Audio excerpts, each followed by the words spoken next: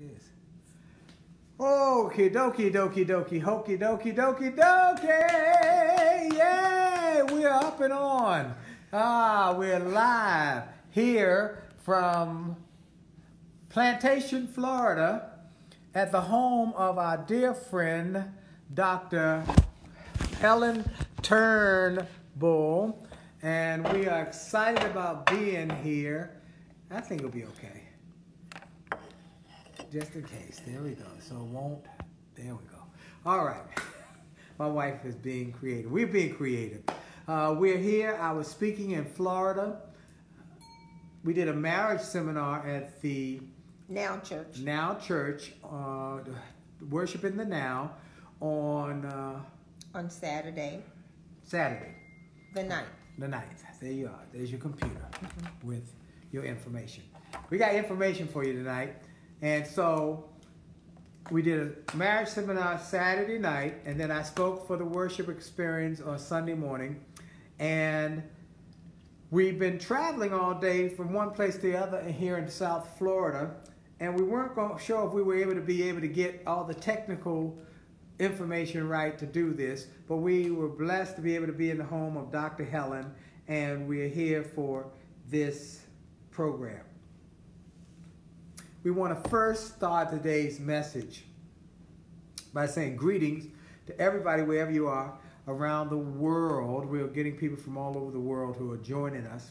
Second is a thank you for sharing this with your friends and your family members, wherever they may be, and saying you've got to watch Dr. Willie and Dee Jolley on Happily Married Monday with the Jolleys, because they are really doing some interesting and, creative things about marriage. We're trying to save 1 million marriages and enhance 1 million more. For those who don't know, we're the authors of the book, Make Love, Make Money, Make It Last. This is the workbook. So you get the work. We got now the book, the audio book, the workbook, the digital book, and the marriage seminar on CD. So you got to come closer, baby. Come on closer. Come on closer. I want you to be a little closer to me. All right, there you go. So we want to talk about something special. We want to celebrate, appreciate, and really talk about our veterans on this Veterans Day. We want to say thank you. Thank you for your service. Thank you. And for the sacrifices that the families make and have made so that their loved ones can keep us safe by serving their country. We want to salute you, we want to celebrate you, and we want to appreciate all of the sacrifices. And here's what we wanted to talk about. Did you know that we all know that the divorce rate in America is about 50%, whether it's Christian or non-Christian. But we did some research and found that people who are in the military have an even higher divorce rate and have higher marriage issues because of a number of issues. So we did some research from military.com that I wanted to share with you and show you how challenging it is. Now, we usually think of married couples, or a spouse of the wedding or marriage person is a wife. Now today can be husband or wife, because the wives are being deployed. Well, their females are entering the military. Yeah. Our neighbor, I was getting ready to say. Wife. Wife. Deployed, 2 months ago? Yes, and they both are in the military, right. But she deployed to Afghanistan. So we want to give a shout out to Leah and Mia Bruno. We love our neighbors. They're just wonderful people. And they had moved away for 3 years, being stationed. Deployment, well, but they were it was stationed in the States. Yeah, they were stationed. They're stationed in Michigan, and we missed them so much because they're such great neighbors. And then when they came back, she said, "I'm back, but I'm gonna be deployed for a year in Afghanistan." And they have 3 children, one about 13, one about 6, and a little girl about 3. And so our husband Lee is holding down the fort, as well as and they're both captains in the Army. and working at the Pentagon. And so we want to say how much we appreciate them. Now, that said, here are some of the things that most people who are not military might not know. This is a great article that was in military.com. Says, you probably don't know this, but when my husband and I were first dating, this is for military wife, I actually asked him to get out of the military. I saw a future for us. I saw marriage with him, and nowhere in that equation did being a military wife exist. Because of a child of multiple divorces, yes, both my parents divorced twice, once from each other and once from a second marriage, I know that every marriage goes up against some tough stuff occasionally. I saw military life as a huge barrier to a successful marriage. From deployments to moving all the time to the consequences of war, military life takes regular everyday marriage problems and catapults them even higher. Well, at least in my mind, that's what I was thinking. My husband and I broke up for a period of time over the whole military thing. I wanted him to get out, and he wanted to stay. In the same breath, he wanted me to leave my life behind to follow him, and of course, I wanted to stay where I was. Neither one of us wanted to leave behind the life that we loved, being together. After being separated for a period of time, I was in a very dark place, miserable without him. It was easy for me to see that civilian life without him was far worse than any military life with him. That was the beginning of my journey into this military wife and mom life. That was the moment I decided to put on my big girl panties and do this military life thing. Maybe you felt that moment too sometime in your life. The moment when you realize you're not just going to tough this thing out, you're going to rock this. And that's why being a military wife is so hard, because you have to put on your big girl panties a lot. Being a military wife is hard because, and this applies to military husbands, you got to hold it together when your service member leaves to work in a really dangerous place for months or end or more. You got to be okay with moving halfway around the world with your family. You got to be okay with your service member missing all the special stuff like birthdays, holidays, anniversaries, or gasp, the birth of your child. You got to be okay with putting your career on the back burner sometimes, because moving all over the place and maintaining a career isn't as easy as it looks. You got to be okay with letting go some of the control in your life, because Lord knows the military is going to make some big life decisions for you. You got to be okay with leaving close friends and family behind while you start a new life. You got to be okay with having a courthouse wedding when you really wanted a big one because of the military life or deployment prevented it from happening. You got to be okay with facing way more drama in the military community than you ever wished. You got to be okay with parenting alone and feeling lonely sometimes. You got to be okay with making new friends over and over and over and over again. You got to be okay with spending as much of your marriage apart as you do together. You got to be okay with talking about death, talking about dying, and talking about the traumatic effects of war, PTSD. You got to be okay with finding the positive in the midst of really hard situations. You got to be okay choosing happiness in the midst of some really challenging circumstances. And you will be okay, because you are strong, you are resilient, and you are tougher than even you can imagine at this moment. We salute military spouses. Wow. That when I read that moved me, because civilians don't understand. We know they move a lot. We know people in the military travel, have to pick up every few years. But the trauma, the challenge, wow. So, what could we say to encourage military wives? Well, we did some more research. Military spouses. Yes, military spouses. And so, military marriage cures. This is awesome. Some of the things they said, often, and you see PTSD creates all sorts of problems. The moving creates problems. You've heard it already. Things are not going well in your marriage, are they, in your military life? You've stopped telling your husband about the day because something inevitably sets him or her off. If y'all are watching the show, our favorite show, This Is Us. This Is Us. There's a new character in who's a military wife. Well, no, she's a military spouse. She's the military person, and the spouse is the husband. She was deployed. She saw some things in the deployment that gave her PTSD, and now she's in counseling. That's where she met, and she started, I think, drinking or something. But whatever it was, she was having a hard time maintaining. And the character who is the... because she was trying to deal with the memories. So this whole new... Of war. So this whole new episode is about that whole issue. And makes me think about this when you're dealing with the challenges of military marriages. Something might set your spouse off. You get the feeling your spouse would rather be at work or at her or his violin lesson or taking his or her sisters and spending time with you. You picked up your service person's phone and found dozens of text messages from another person. Worst of all, somewhere you suspect that your partner in life doesn't really care about you anymore. So what is that? That's a lack of communication or being able to figure out how to express to the non-military spouse what you're going through. That's right.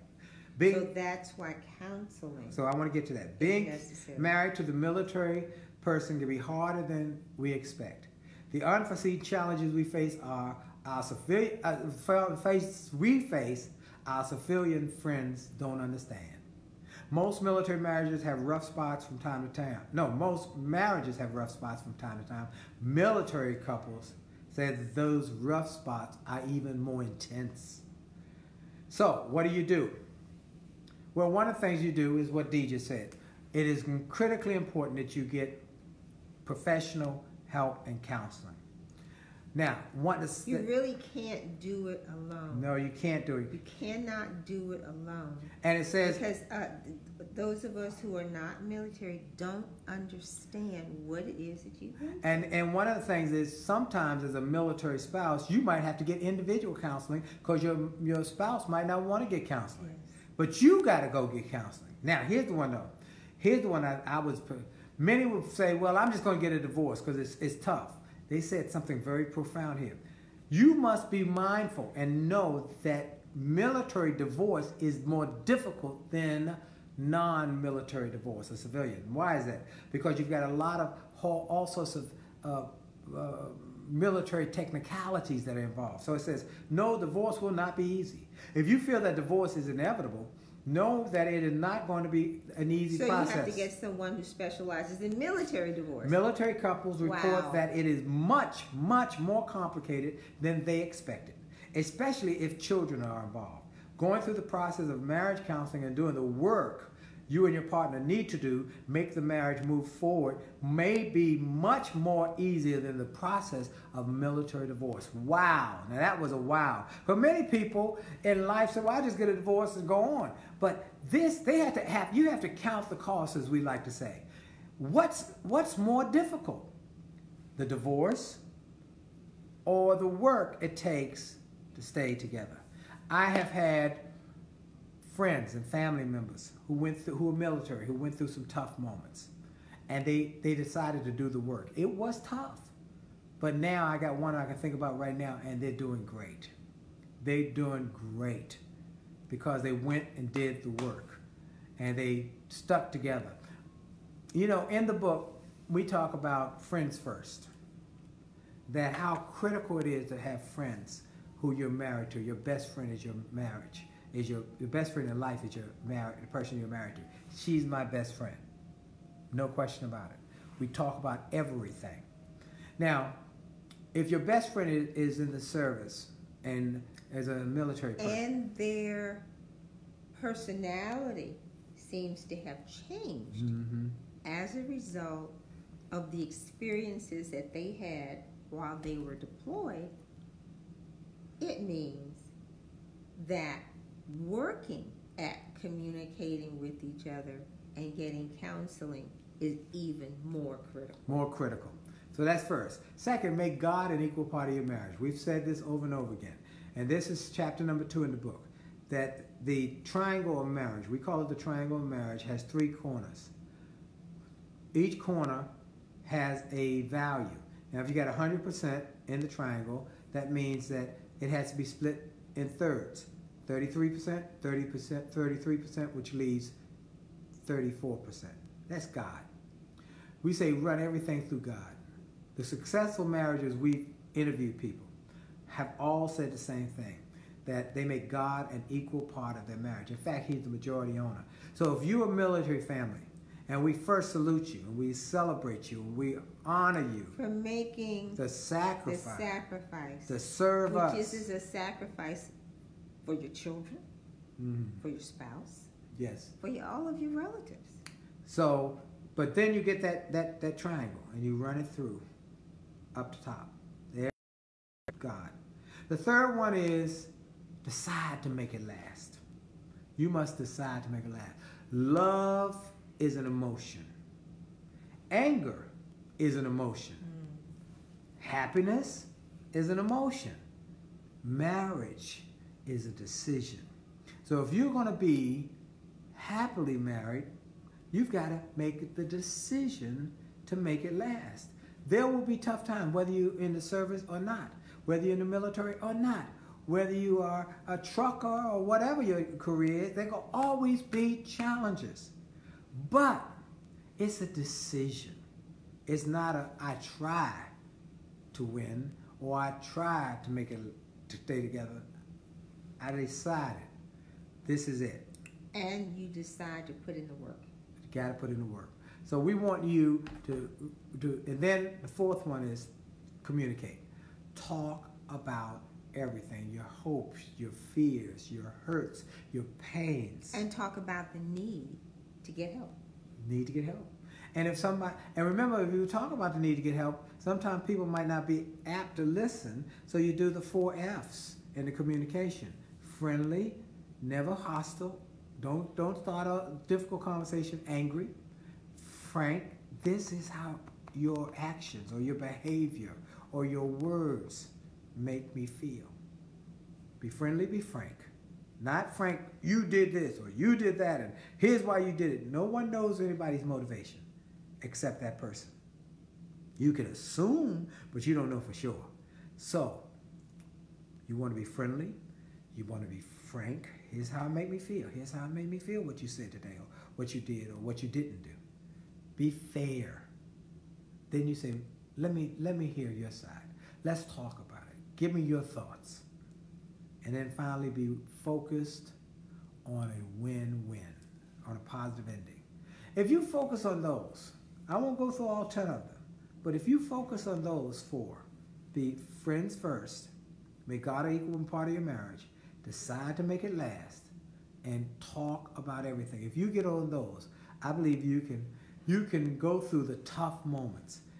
Being a military spouse, that article was life-altering for me today when I read it because I thought about my neighbors and the people in my family who've been in the military who had to deploy for a year away from their families, and the ones who had to move every 3 years.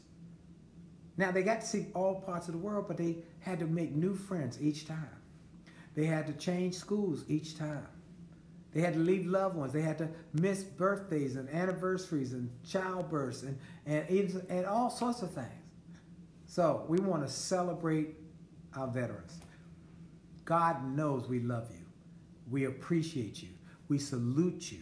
And we honor you. We honor you. We are really worried that many come back from these challenging places and have a hard time readjusting. We want to be of whatever help we can. The Jolleys want to see military marriages thrive, not just survive, thrive. So that's why I said today, we were wondering, so maybe we'll not do a show tonight because it is Veterans. It's Veterans Day. And then the Spirit said, you know what, let's do something to honor and celebrate military families who have made the sacrifice. Some have made the ultimate sacrifice. Let's honor them, do a special show focused on them, let them know how much we love them, how much we appreciate them, how much we care for them, how much we're worried about those who have to go through PTSD and other issues, who come back with missing limbs and all sorts of things. Cedric King. Our friend Cedric King, we got to shout him out. Cedric King lost both his legs. He's a professional speaker. And now is a professional speaker. He came to my speaker boot camp and now is blowing up around the world. He lost both his legs, half of his arm, and it was very challenging for his wife and his 2 daughters, but he was willing to do the work. And now he's speaking, he's running marathons, and he is an inspiration to thousands. Absolutely. So Cedric, we shout you out, we celebrate you, and all the others. Some I met as we've traveled around the country on the Get Motivated tour or on our own events, but we want to say thank you to all of you, and we want to encourage you. Please let us know how we can be of help. Send us your emails and say, hey, here's what we're going through, and we would love to have a conversation, and whatever we can do, we want to do. And so God bless you. That's it. Anything else? Nope. I think that's it. Thank you. This is a short one. We just wanted to take a night. We in Florida, and warm weather. It's warm. 80 degrees. 80 degrees. It was good. You. Thank you to everybody. Last but not least, thank you everybody at worshiping the Now Church. I want to thank you for all of you who came out to our marriage seminar at the church. Pastor Javen Campbell, our dear friend, who put on this wonderful event for his church and for the community. Didn't charge anybody anything.